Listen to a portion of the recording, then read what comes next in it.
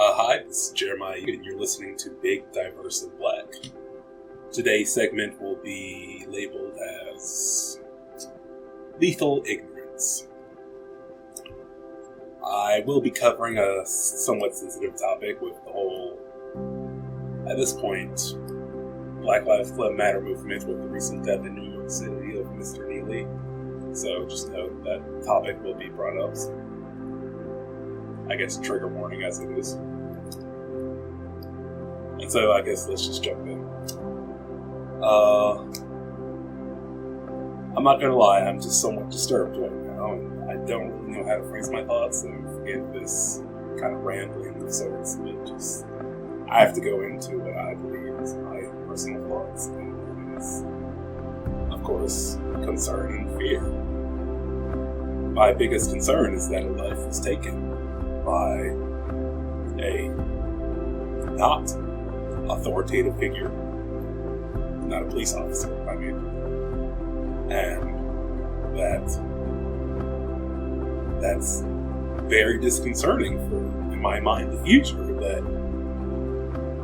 it was one thing where police officers were killing African Americans or people of color, or even people not of color, and that's just the police versus the rest of us, which I thought, no offense, kind of a fair fight.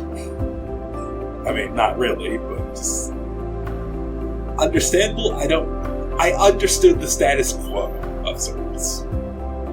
But now it's the people versus the people, which has me somewhat concerned. So, I'm not going to sit here and go into great depth about the innocence of Mr. Neely. I do not know him personally. I know the facts that I've heard so far. And the main one being that he was mentally disturbed, possibly on the spectrum. And therefore, I feel that I have a place as a fellow member on the spectrum. And reverse, that I understand his standpoint as well. And thus, I'm going to kind of go into the moments leading to his death, where he was allegedly, I have to say allegedly, because I have no proof, but allegedly,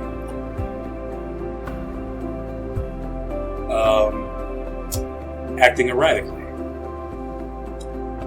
and supposedly saying things along the lines of, "It's too late, I don't care what happens to me anymore, fuck the police," etc. Possibly endangering, threatening.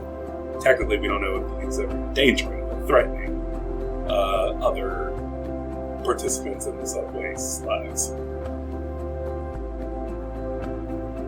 And I can't help, as a member of the diverse community, seeing a very plausible reason for this being what I like to dub, and what has been documented as stimming, or otherwise known as overstimulation.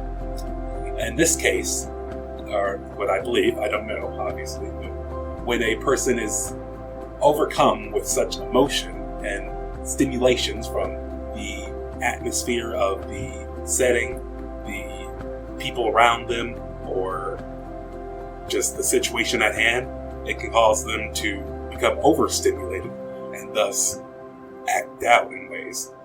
This can be approached many different ways, through therapy,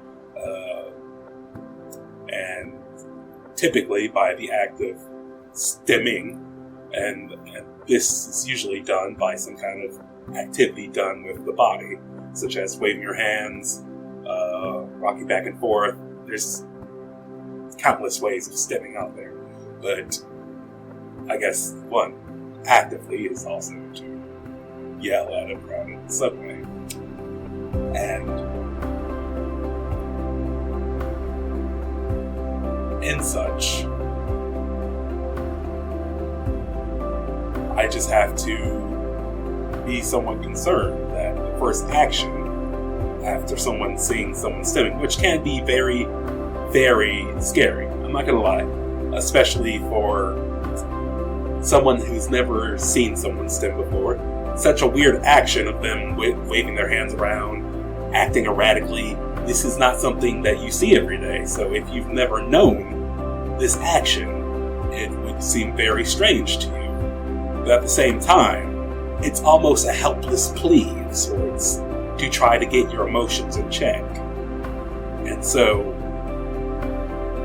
you're just doing everything in your power to get in control of these overstimulating emotions. And typically, I can only say typically, because as far as cases I've read, the amount of cases where this has led to violence is near negligible. So, again, I have no proof. I don't know Mr. Neely's actions, but again, just from my own experience and from what I've read, the act of stimming, just generally speaking, almost always non-violent. And yet, an individual of the public was then felt threatened to their own community and took action. And that is semi-scary as a forefront of what could be coming in the future. And I'm not going to lie, I have occasionally publicly simmed on occasion, and it does look weird to see a grown-ass big black man. For me, it's personally like rubbing my face a lot, because that's just something I do.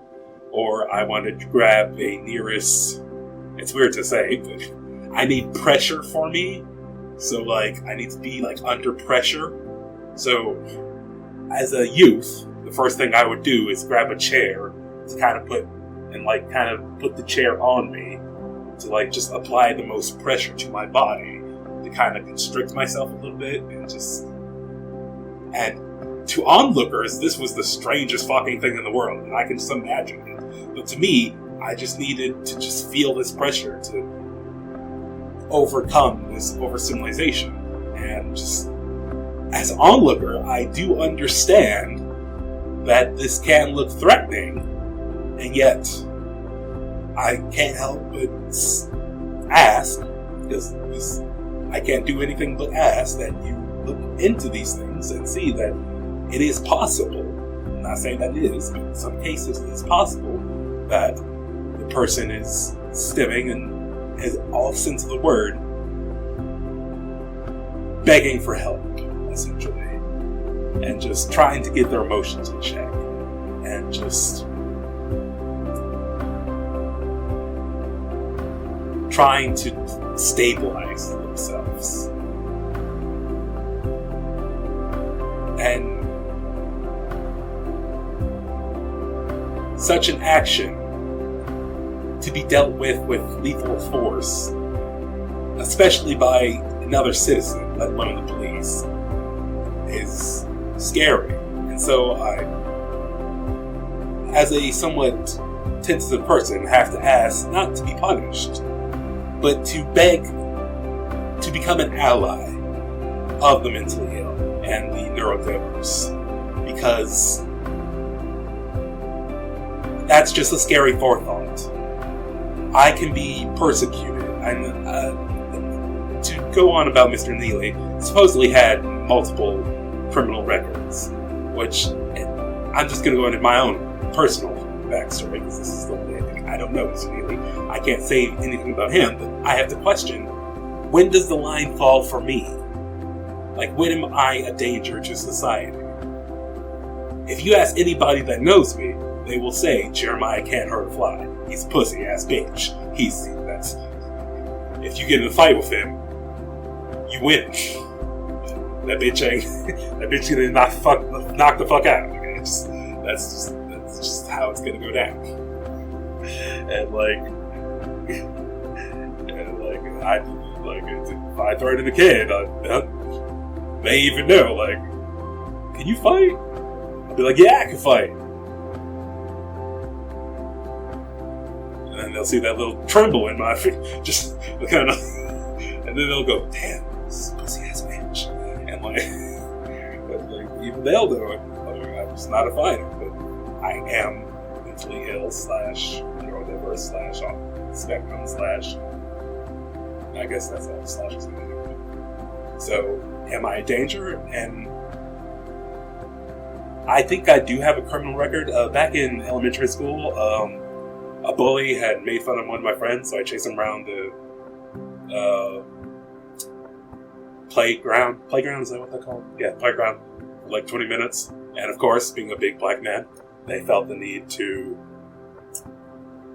come and call the police on I believe I was 5th grade at the time, 5th grade young black man, because I guess I'm big and black and scary, and even with no adult, like, just came to stop me. I guess because I'm not gonna lie, I was fucking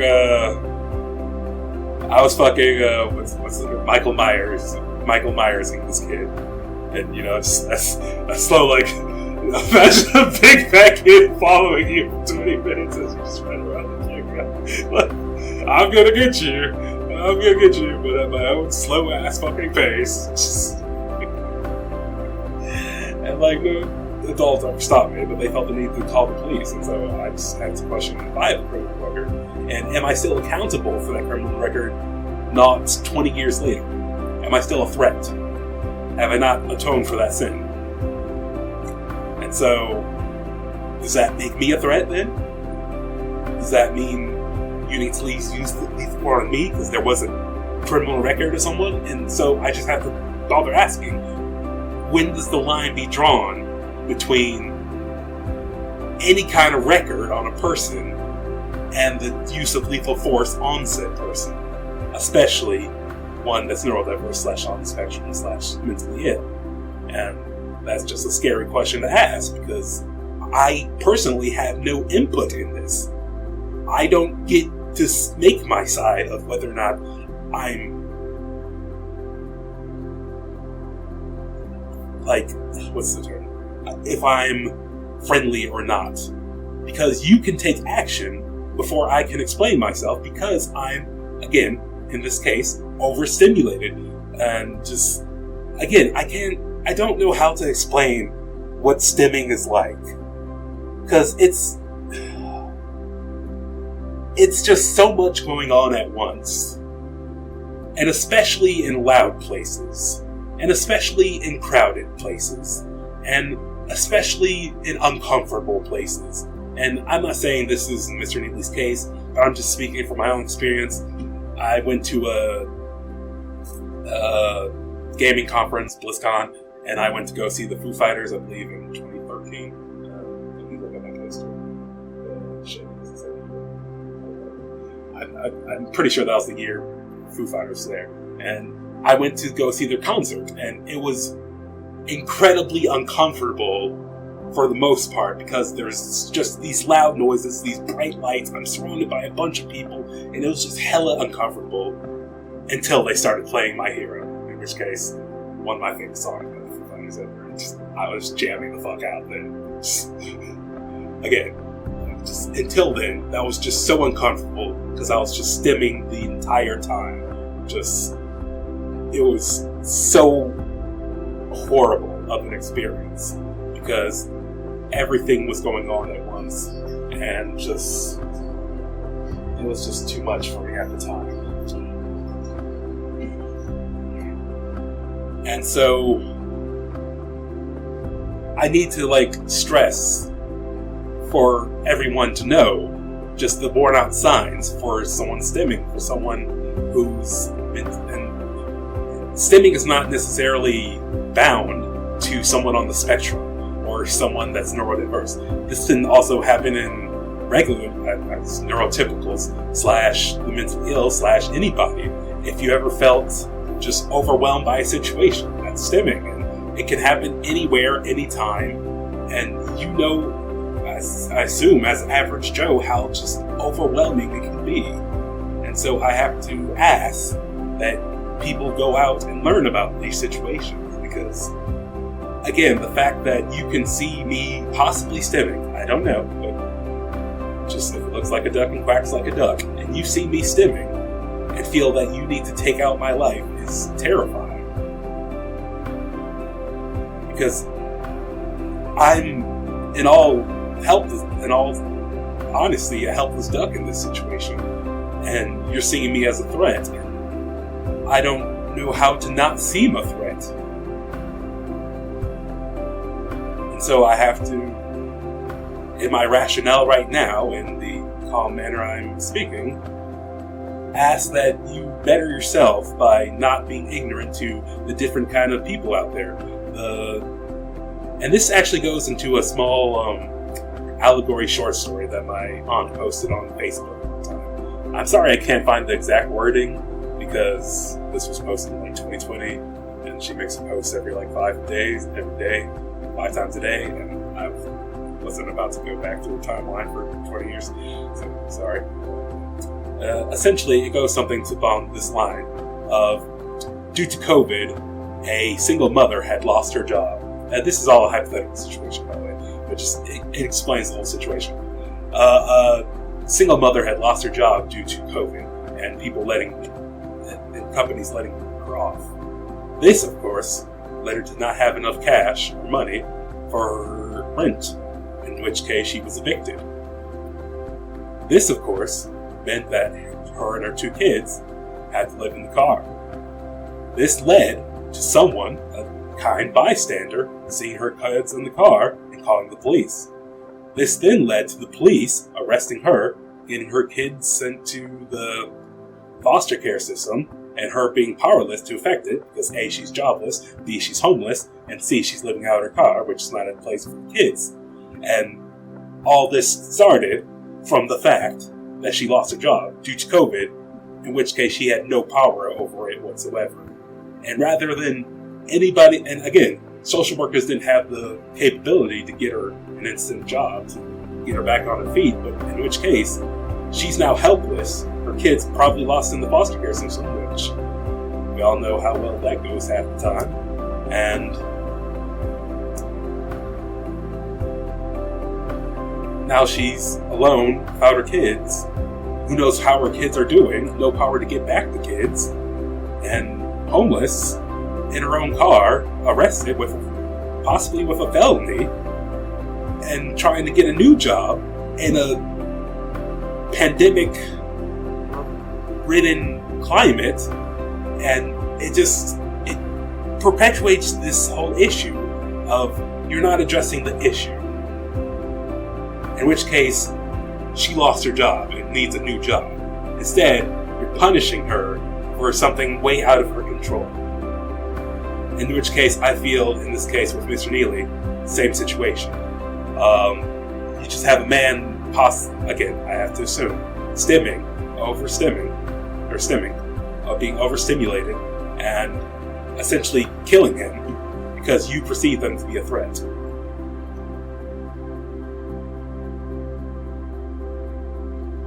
And in all honesty, as a neurodiverse individual, that kind of makes me see you as a threat to my community. Which thus perpetuates the whole problem, because now, what do I do to you if I see you? Am I allowed to attack you because I know that you have the perpetual habit of attacking my community for your own justice? And it's just a cycle, in which case I have to plead to people out there to go out and learn about these different cases of people's mentalities, people's struggles, homelessness, mental illnesses, neurodivergency, autism spectral disorder, and just know that there's several people out there who can behave in mannerisms that you will not find normal, but could just be them in a situation, in which case violence is not the appropriate action. I don't know what is the appropriate action, if I'm being honest. I just know that there's several... multiverse theory is the belief that with every single choice you have, there's a universe out there where you made that choice. So where, in this case, Mr. Neely is dead, there's thousands of universes out there where someone was just like, you need to talk, and he just let it all out. And he's alive right now. And I can't help but be disappointed that I'm in the universe where someone saw that situation and decided lethal action was taken. Because, again, I can't help but be concerned. I'm a big black man. I cannot... You can debatably say I can argue being big. So I'll give you that topic. I can't help being black. I can't help being tall. I can't help being neurodiverse. You can debatably say I can help myself being mentally ill. But at which case, when does my aspects of that myself become enough of a concern to you that I'm a threat and you're just allowed to attack me? And that's, I think, a topic that should be discussed with nuances. But again, all I ask is that you just brush up on knowledge. Because I can't tell you how to address that situation. If I were to tell you to fight back with the BLM movement, I'm telling you to officially go against the police. To officially go against people who were trained to protect you. People who honestly can kill you. And you have no prejudice against them. You have no way to defend yourself against them. And that's a big ask. But for this small movement, I think there's an even easier ask. And that's just to educate yourself. And to go out there and learn about the different types of people out there, different situations, and just do not be lethally ignorant. Because your lethal ignorance can lead to someone's death. And I'm not gonna lie. It's not going to stop me from going out to eat with my mother or anything. But it's an unnecessary bummer that now I have to be on the defensive. That I have to question, am I allowed to say, whoopee, after enjoying a really good glass of cherry limeade? Or is someone going to see a black man yelling at a restaurant and see him as a concern and need to evict him? And then things escalate from there. Or whatever the case may be. I'm just saying. And all I can do is ask that people go out and educate themselves and learn about the different types of people out there. And just be aware of that in the future. Because I'm not going to ask you to jump in the way of a bullet. That's a tall ask, and I'm not going to. I can't say I would do that. Lots of people would say I would, but I can't honestly say I would do that. But one thing I can say is that I've been educating myself, bettering myself. And the fact that I'm asking you to better yourself instead of taking my life is a bare minimum ask for me. So that's really all. Kind of a heavy topic today. I just have to get my thoughts out there. If you agree with me, disagree with me, want to voice your opinions, you can email me at bigdiverseandblack@gmail.com. Thank you for listening. Sorry for a bummer, but just I have to do this myself. I'll catch you next time.